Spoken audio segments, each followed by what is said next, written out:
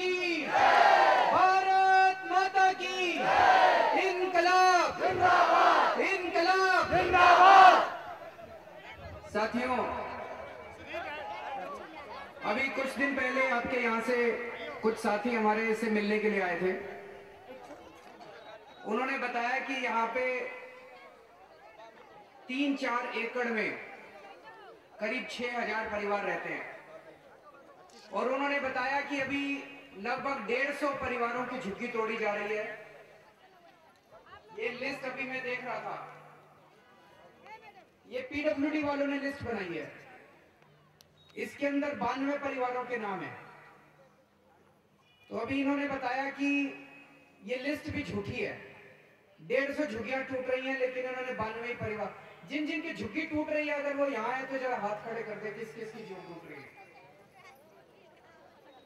हाथ ही कई सारे खड़े हो गए। तो इसमें केवल 92 परिवारों के, इसका मतलब ये सर्वे भी झूठा है। सर्वे तो हुआ ही नहीं है, घर में दफ्तर में बैठ के बना लिया। ये दफ्तर में बैठ के बना ली इन्होंने पीडब्ल्यूडी वाला ने, झूठी है ये। तो वो बता रहे 140 परिवारों की झुग्गी टूट रही है, लेकिन ये 92 परिवारों की बनाई, और ये 92 में से भी 7 लोगों को केवल दे रहे हैं। 7 लोगों को केवल झुग्गी के बदले जमीन दे रहे हैं, बाकियों को तो जमीन भी नहीं दे रहे।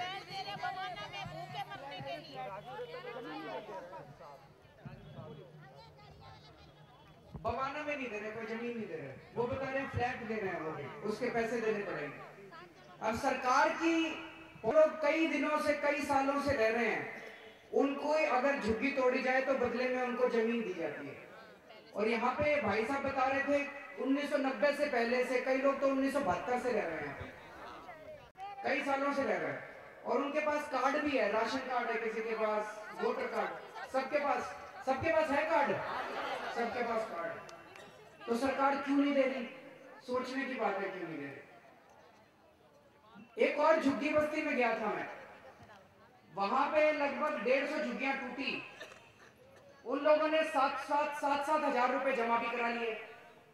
7-7 हजार रुपए जमा भी हो गए जमीन के, बोले जमीन देंगे दूसरी जगह। और उसके बाद उनको अलॉटमेंट लेटर भी मिल गए, जमीन नहीं मिली। 10 साल हो गए वो लेटर लेके घूम रहे हैं, झुग्गी भी टूट गई। तो अगर वो आपके पैसे जमा करा लें और उसके बाद अलॉटमेंट लेटर दे दे, तो झुग्गी ना मत तोड़ने देना, कहना पहले जमीन दे दो। जमीन लिए बिना यहां से हिलना मत। जमीन नहीं चाहिए, हमें यही चाहिए। अभी उस पर भी आता हूं मैं। इस जमीन के अंदर घोटाला है। अभी कुछ साल पहले घोटाला निकला था, एक आदमी पकड़ा गया था, उसकी 150 गाड़ियों की लाइन दिखाई थी इन्होंने। तो जितने ये बवाना में जमीनों के वो प्लॉट कटते हैं, आपको तो चिट्ठी दे देते हैं, जमीन वो प्रॉपर्टी डीलर ले जाते हैं सारे के सारे, उनको ये नेता ले जाता है सारे के सारे जमीन। इसमें भी ना आपकी झुग्गी बचेगी और ना वो जमीन बचेगी, मैं ये कहने आया हूं। तो यहां से हिलना मत आप। इसके अंदर बहुत बड़ा घोटाला है, और ये बात केवल इन 100 परिवारों की नहीं है, एक एक का सबका नंबर आने वाला है। बीजेपी ने और कांग्रेस वालों ने दोनों मिलकर नीति बना रखी है, दिल्ली के अंदर सारी झुग्गियां तोड़ेंगे और उन जमीनों को प्रॉपर्टी डीलरों को और बिल्डरों को दे देंगे और उन बिल्डरों से पैसे खा के बैठ जाएंगे। बीजेपी और कांग्रेस दोनों ने ये नीति बना रखी है। ये भी मैं बैठा था, एक भाई ये चिट्ठी लेके गया यहाँ पे, ये इधर का नहीं है, ये कोई और झुग्गी का है। सविनय निवेदन यह है कि हम लोग शालीमार गांव के साथ की झुग्गियों में रहते हैं। इसे जेजे क्लस्टर एसटीडी बूथ के नाम से जाना जाता है। हम लोगों को यहाँ पर 13 साल पहले शालीमार बाग सिंगलपुर गांव से तोड़कर यहाँ बैठाया गया था, और अब फिर यहाँ से उठाकर बवाना भेजा जा रहा है। पहले कहीं और से तोड़ के लेके आए थे, यहाँ बिठाया था, अब यहाँ से तोड़ के कहीं और लेके जा रहे हैं। चक्कर काटते रहो। ये हमारे साथ नाइंसाफी हो रही है। हम गरीब लोग हैं और आपसे मदद की उम्मीद रखते हैं। तो साथी, ये पूरा का पूरा एक भ्रष्टाचार का जाल फैला हुआ है। ये जमीनों को कब्जा करके और जमीनों के ऊपर भ्रष्टाचार करके ये नेता पैसा खा रहे हैं। बिल्डरों को जमीन देंगे और बिल्डरों से पैसा खाएंगे। ये पूरा का पूरा घोटाला चल रहा है। मैं भी इनसे पूछ रहा था, यहाँ का विधायक कौन है? बंसल, रविंदर बंसल बीजेपी का है। उसके पास गए थे आप लोग? क्या कहता है?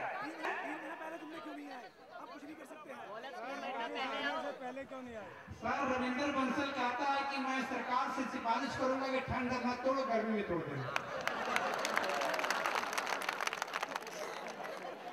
जरा हाथ खड़ा करें, किस किसने रविंदर बंसल को वोट दिया था? सच सच बता दो, किस किसने वोट दिया था रविंदर बंसल को? दिया तो कईयों ने होगा। कांग्रेस को किस किसने दिया था?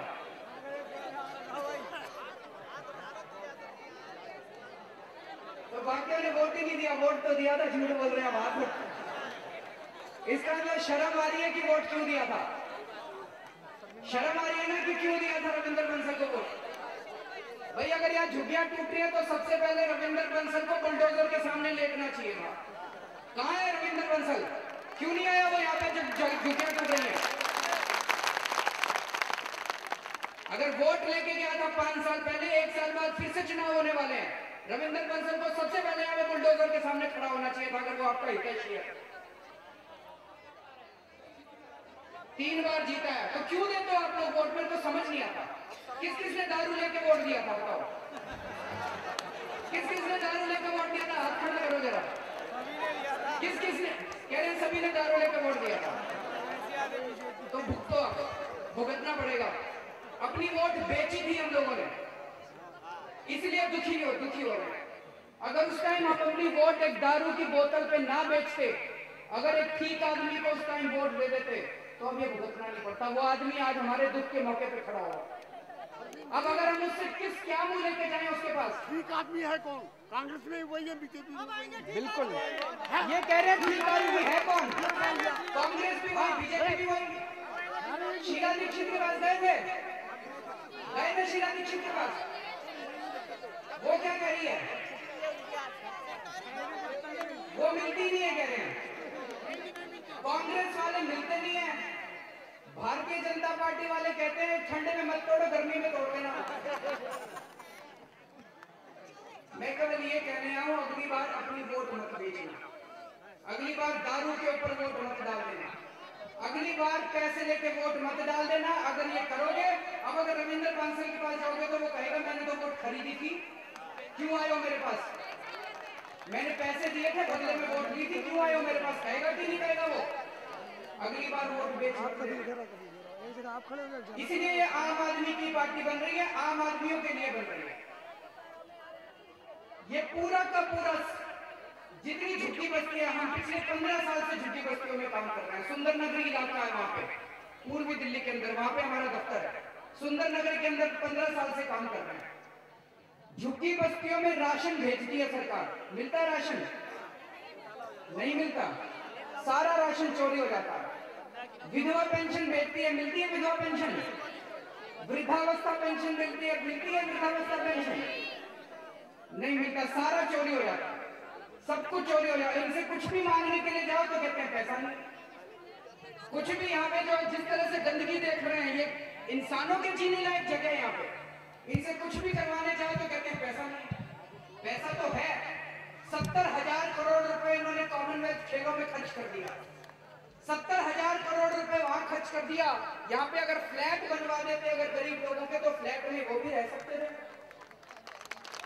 झुग्गी तोड़ने की क्या जरूरत थी? फ्लैट बनवा देते यहाँ पे गरीब लोगों के लिए, वो भी रह सकते थे। तो मैं केवल ये कहने के लिए आया हूं कि अगर आप लोग संघर्ष करने के लिए तैयार हैं, जिस दिन वो झुग्गी तोड़ने आए, अगर आप मरने कटने के लिए तैयार है तो हम आपके साथ खड़े हैं। हमें फोन कर देना, हम बुलडोजर के सामने आपके साथ खड़े हुए नजर आएंगे।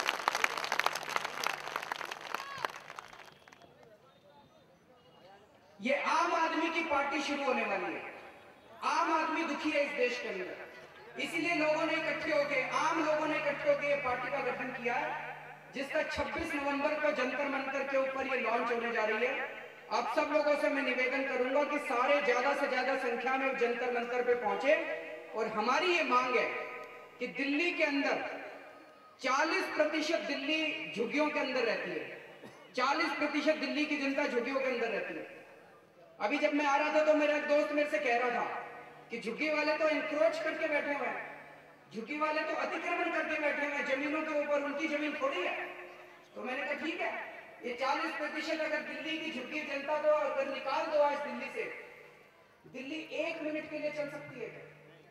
1 मिनट भी दिल्ली नहीं चल सकती। जितने ड्राइवर हैं वो सारे झुग्गी में रहते हैं, दूध हमारे दूध वाला वो झुग्गी में रहता है, अखबार हमारा झुग्गी से आता है, हमारी सब्जी वाला वो झुग्गी से आता है। इस दिल्ली को चलाने वाले तो झुग्गी वाले हैं। अगर ये झुग्गी के लोगों को दिल्ली की जरूरत है तो दिल्ली को झुग्गी के लोगों की ज्यादा जरूरत है। झुग्गी वाले तो बिना दिल्ली के फिर भी रह लेंगे, अपने अपने गांव चले जाएंगे, कुछ ना कुछ खा पी लेंगे। दिल्ली एक मिनट के लिए बिना झुग्गी वालों के नहीं रह सकती। इसलिए दिल्ली वालों को झुग्गी वालों के लिए इंतजाम करना पड़ेगा। दिल्ली वालों को झुग्गी वालों के लिए जमीन ढूंढनी पड़ेगी, उनके लिए फ्लैट बनाने पड़ेंगे, उनके लिए जीने का साधन, उनके लिए स्कूल, उनके लिए अस्पताल ढूंढने पड़ेंगे। दिल्ली एक मिनट में झुग्गी वालों के बिना नहीं रह सकती। हम केवल इतना कहने के लिए आए हैं कि हम आपके संघर्ष में आपके साथ हैं। हमारा ये मानना है कि कानून बनना चाहिए कि जहां जो झुग्गी है वहीं पे उन झुग्गी वालों के लिए उसी स्थान के ऊपर पक्के मकान बनाए जाएं, उनको वहां से विस्थापित ना किया जाए। और ये सरकार की जिम्मेदारी होनी चाहिए कि उनको पक्के मकान बना के वहीं पे बवाना में भेज देते हैं। आप सब लोग चाहे बिहार से आया, कोई उत्तर प्रदेश से आया, सब लोग यहाँ पे रोजगार के लिए आए, पेट पालने के लिए आए। वो यहाँ पे कोई यहाँ पे आया का काम करता है, कोई यहाँ पे अखबार बेचता है, कोई यहाँ सब्जी बेचता है। बवाना चले जाएंगे तो इतनी दूर से यहाँ पे कैसे हम अपना काम करने के लिए आएंगे? आने जाने में ही सारा पैसा खर्च हो जाएगा एक दिन की दिहाड़ी का। तो जहां पे जो झुग्गी बस्ती है वहीं पे उन लोगों के लिए मकान बनाए जाएं और उन लोगों को मकान दिए जाएं। दूसरी चीज, आज मैंने अखबार में पढ़ा था कौन कौन गैस का सिलेंडर कौन कौन इस्तेमाल करता है। अब ये सरकार कह रही है 6 सिलेंडर से ज्यादा नहीं इस्तेमाल कर सकते। सुना आप लोगों ने? 6 सिलेंडर से ज्यादा करोगे तो ज्यादा महंगा मिलेगा। आज अखबार में पढ़ा है कि ये हमारे देश के जितने गैस के कुएं हैं वो सरकार ने रिलायंस वालों को दे रखे हैं, मुकेश अंबानी को सारे गैस के कुएं दे रखे हैं। अभी मुकेश अंबानी $4 प्रति यूनिट पे गैस देता है। वो सरकार को कह रहा है $4 की बजाय इसको $14 करो।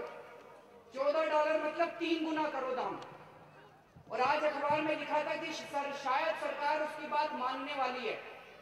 अगर उसको $14 कर दिया तो ये जो 6 सिलेंडर आज 350 रुपए में मिल रहे हैं, ये 412 रुपए में जो 6 सिलेंडर 412 में मिल रहे हैं, वो 6 सिलेंडर एक सिलेंडर 1200 रुपए का होने वाला है।